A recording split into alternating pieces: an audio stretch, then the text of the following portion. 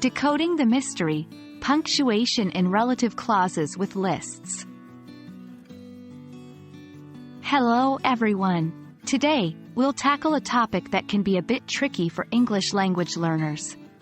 We're going to discuss punctuation in relative clauses with lists, particularly the common errors and pitfalls that students often encounter. Let's demystify these and boost your English grammar skills together.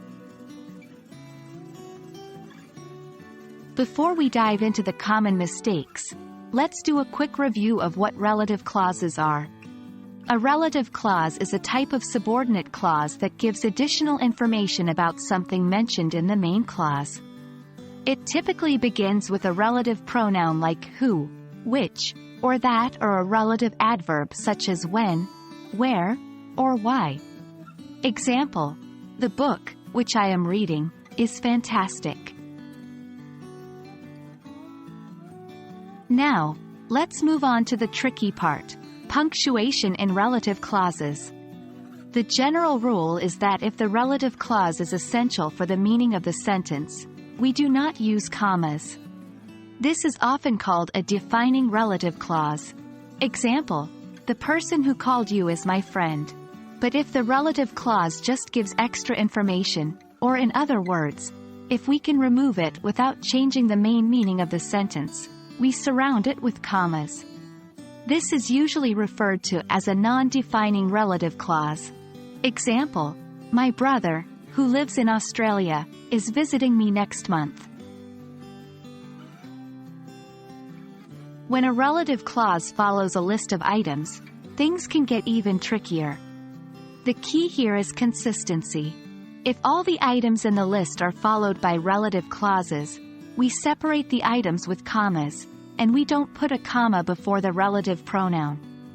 Example: the movies I love the most are the one that makes me laugh, the one that makes me cry, and the one that inspires me.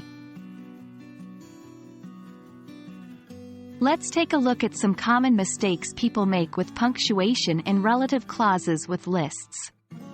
Incorrect. The movies I love the most are the one that makes me laugh, the one that makes me cry, and the one that inspires me. In this sentence, the commas around I love the most and before each that are unnecessary.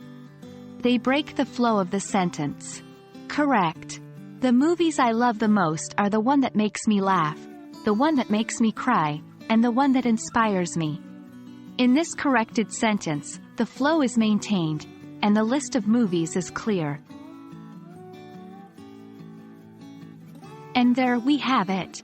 Punctuation in relative clauses with lists can be a bit of a minefield, but with practice and attention to detail, it's definitely something you can master. Remember, the key is to maintain the flow of your sentence and use commas only when necessary. Thank you for joining me today.